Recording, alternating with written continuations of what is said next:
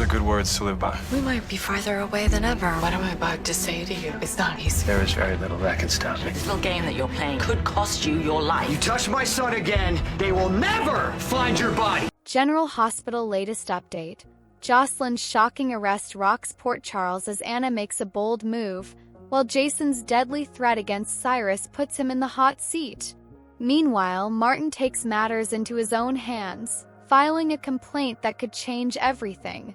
Plus, Nina's secret stays buried, thanks to Tracy's interference. Hello everyone, welcome to my channel. I hope everyone is having a wonderful day. After watching these videos, please hit the subscribe button and give this video a thumbs up.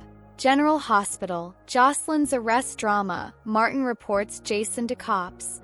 General Hospital reveals that Jocelyn Jacks, Eden McCoy, faced arrest drama while Martin Gray, Michael E. Knight reported Jason Morgan, Steve Burton to the cops, and Lucas Jones Van Hansis found out about a potential new man.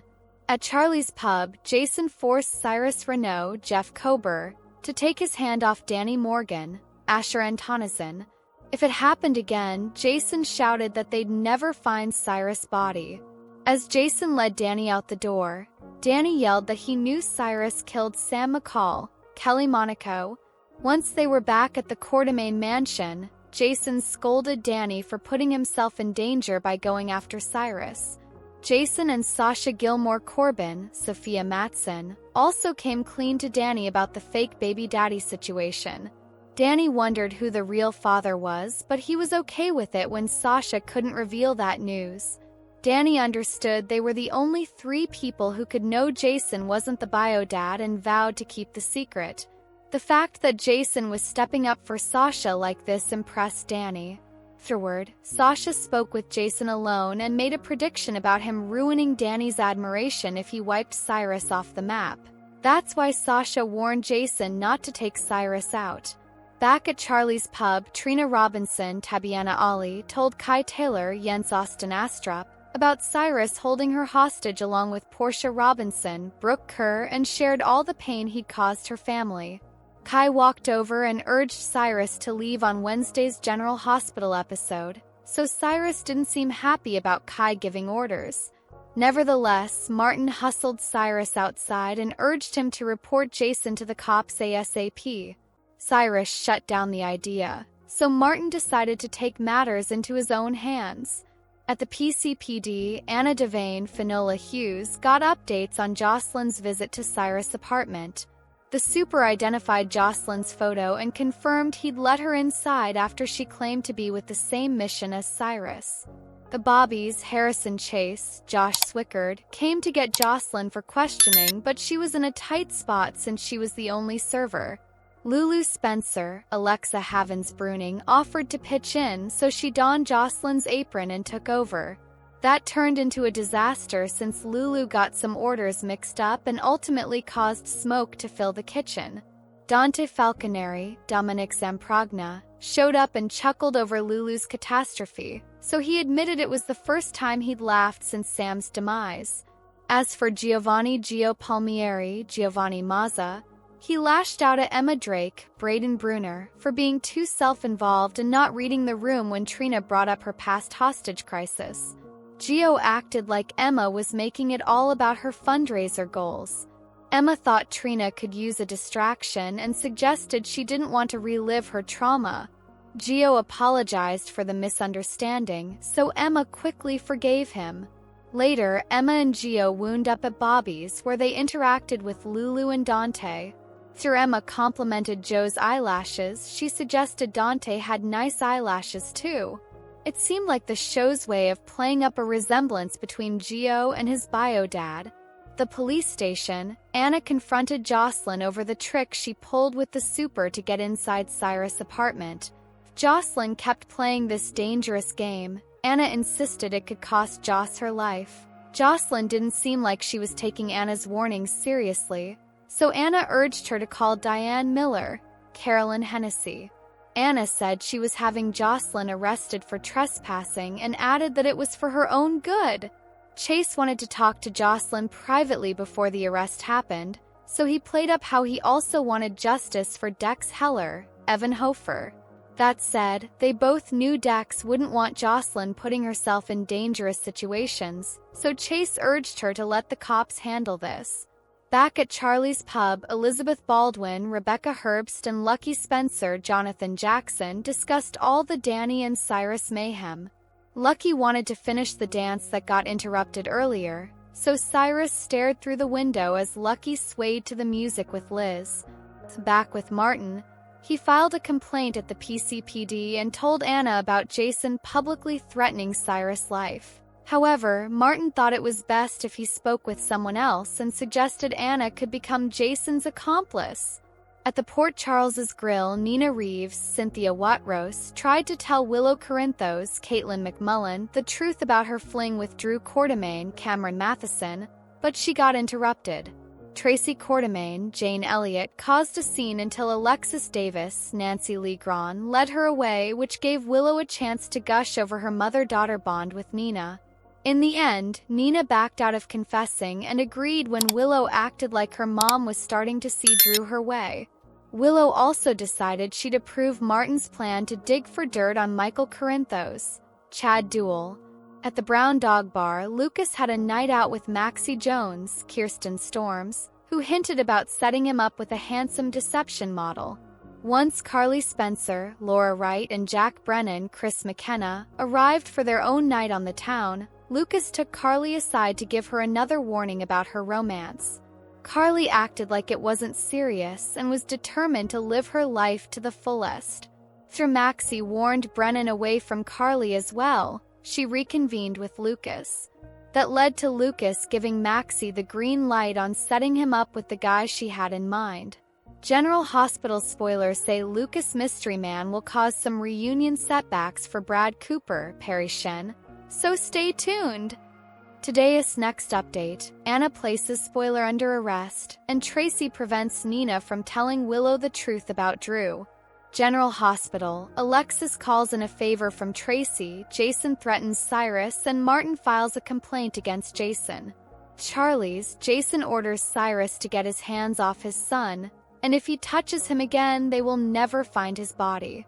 Jason drags Danny out, but not before Danny yells, "I know you killed my mom." Kai tells Trina, Gio, and Emma how crazy that was. Trina says Cyrus is a dangerous man, and recounts the time he held her and her mom hostage and shot her dad. Kai approaches Cyrus and tells him that he should go. Martin agrees and drags his brother out. Trina thanks Kai for standing up to Cyrus. Emma wants to get back to talking about animal cruelty. Gio pulls Emma aside and says she needs to read the room, and Trina is upset and doesn't want to talk about her and her event right now. He accuses her of being self-absorbed. Emma says she was trying to distract Trina as she clearly doesn't want to relive that trauma. Gio is sorry he read her wrong, and she says he can pay her back by helping her hand out flyers. Meanwhile, Kai asks Trina how she can stay so cool around that guy. Trina says she has gone through a lot of trauma and she let it get to her and prevent her from living. She says now she is taking back control. Kai says those are wise words. At the bar, Liz wonders to Lucky how Danny knows about Cyrus, and she can't believe the young man confronted him. They realize too many people are now onto Cyrus, which is going to make their job nailing him all that more difficult. He could even flee town, which would be the smart thing to do. Lucky thinks they should take whatever they have to Anna before it's too late. The other end of the bar, Christina talks with Isaiah and says she and Lucky's dads used to run a club together. He asks how she ended up owning this place. Christina says she was the manager originally, but her dad sold it to her as he realized she needed a purpose after she lost her daughter. Side, Martin tells Cyrus he needs to file a complaint against Jason with the police. Cyrus refuses, says he's had enough violence in his life and he's choosing peace. Cyrus walks off. Later, as Lucky closes up, the song he and Liz danced to the other day comes on, and he suggests they finish that dance that Rick interrupted. As they dance, Cyrus glares in at them from outside. At the PCPD, Dante arrives and Anna tells him that he's on leave and can't be here. Dante thinks she knows why he's here. She tells him she has no new leads and he has to leave. Dante walks out. In the interrogation room, Chase questions the super of Cyrus building. He asks if Cyrus is a problem. The super says he isn't. He comes and goes and rarely has visitors except for last week. Chase exits the room and tells Anna that the super told him about a visitor to Cyrus' apartment last week who he identified from a photo as Joss. Anna asks him to bring her in before she gets herself killed. Lulu stops by Bobby's and takes in a Spencer behind the counter. She says she had a lot of great memories here when she was younger and never got the experience others did of working at Kelly's. Chase arrives and tells Josh she needs to come to the station to talk. He assures her that she's not under arrest. Joss is the only person on staff working, so Lulu says she can fill in. Joss thanks her and leaves with Chase. Lulu tries to run Bobby's but gets orders mixed up and falls behind in taking them. Dante enters, and she doesn't want a lecture about overdoing it. She says she is only filling in for Joss, who got taken down to the station by Chase. Dante wonders why Chase took Joss to the station but offers to help her. Lulu ends up burning the toast, which fills the restaurant with smoke. She and Dante end up having a laugh over how bad she is at this. Dante admits he hasn't laughed since Sam died, and if he's not grieving her, then he worries he's moving away from her. Lulu says he'll always miss Sam, but she wouldn't want him to wallow in grief forever. Gio and Emma show up and decide to pass out Emma's flyers. Gio hopes he's forgiven, and Emma says she forgave him a while ago. She says she can't stay mad at him when he bats those eyelashes at him. Emma then points out Dante has great eyelashes too. Dante says they are Italian, and everyone back in the old neighborhood is good-looking. Anna makes an arrest. Chase brings Joss into the station, and Anna says she hears Joss is volunteering with Cyrus at the mission. They take her into the interrogation room, and Anna tells Joss this game she is playing is dangerous and could cost her her life. Anna tells her what she did was criminal trespassing, and Chase adds fraud into the mix. Anna thinks by now, Cyrus Super has told him about her little visit to his apartment. Joss asks if she can go or if she should call Diane. Anna tells her to call Diane, as she's arresting her for her own damn good. Anna steps out, and Martin arrives and wants to file a complaint against Jason.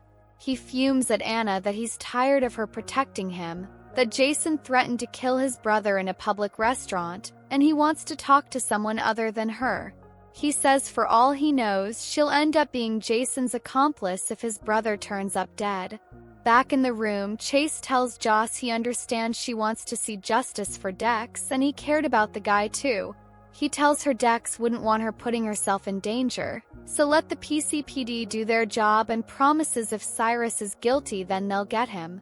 At the Brown Dog Bar, Lucas and Maxie are having a cousin's night out. Carly and Jack show up, and Carly explains she brought him to see if he'd be comfortable here as he is in the other exclusive places he frequents. He says it's more the company than the places that are important. Lucas spots Carly and Jack and thinks they are on a date. Maxie would rather talk about Lucas' love life and says it's time for him to start dating again. Lucas isn't ready and doesn't think having a love and family is meant for him. Maxie says she's only talking about a date, not marriage and kids. She has a model who works at Deception she wants to set him up with. Across the bar, Jack thinks Carly's brother is giving him the stink eye. Carly admits he and many others would rather she not keep his company. She says fortunately she makes her own decisions. She admits she likes seeing this side of him, the one that he doesn't share with others. Carly assumes he's been warned about her, and he admits he has by some colleagues. However, if there is something or someone he wants, there is little that can stop him. Suddenly, Lucas interrupts and asks to have a word with Carly. Maxie talks to Jack at the bar. He thinks she's going to give him hell for stealing her dad's job. She says she isn't going to deal with that right now. She tells him to stay away from Carly. She argues Carly has been hurt a lot lately, and they both know his job doesn't allow him to get involved with someone as he's likely to be transferred at some point. Meanwhile, Lucas again warns Carly against getting involved with a man like Jack who lies for a living. Carly says they are only flirting, so Lucas tells her she can lie to him but not to herself. Carly says if life has taught her anything, it's short, so it's to take advantage of the good moments and worry about a disaster when it comes. Maxie and Lucas return to their table, and he tells her that he's ready for that date now. Across the bar, Jack asks Carly if he's passed her test, and she says he has. Tracy interrupts a pivotal moment. At the Port Charles Grill, just as Nina is about to tell Willow the truth about her and Drew, Tracy saunters in and interrupts them. She says she hears Willow is settled in at her mother's place, which is a great spot to commit adultery. Tracy demands Willow take off her engagement ring, which belonged to her mother. Alexis arrives and tells Tracy their table is ready, and they should go before the restaurant gives it away. Alexis drags Tracy off, and Tracy says she's not here to have dinner with her. Alexis gets them a table and says they have to get some things straight. Alexis tells Tracy she needs to back off Drew and Willow. She says if Drew relocates, Scout will go with him, and she wants to keep what's left of her family together. Tracy says she can't keep silent about how she feels, but Alexis says she will be quiet as Tracy owes her, and she is collecting. Alexis says the only reason Tracy isn't in prison for framing her for drunk driving is because she didn't pursue it. Tracy admits that wasn't her finest hour and agrees to keep her thoughts and emotions in check. Alexis thanks her.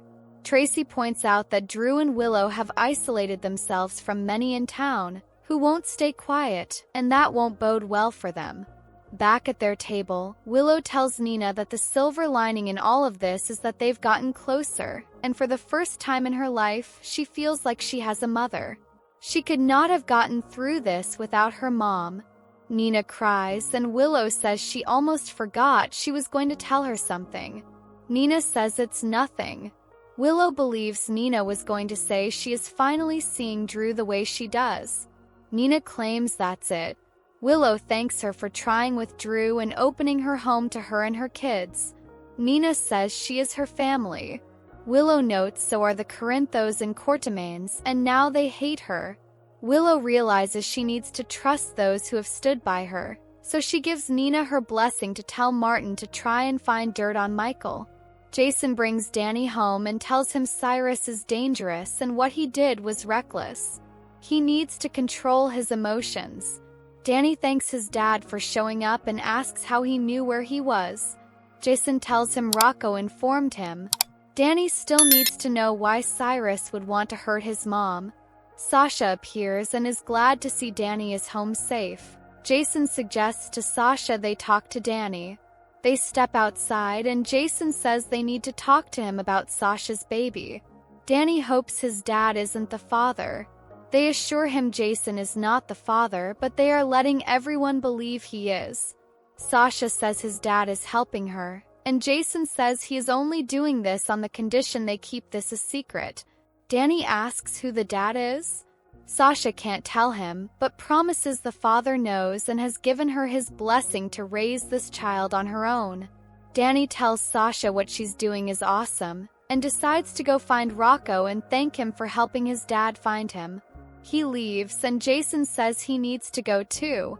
Sasha tells Jason if he's on his way to see Cyrus, don't. She says it's the worst thing he could do for his son.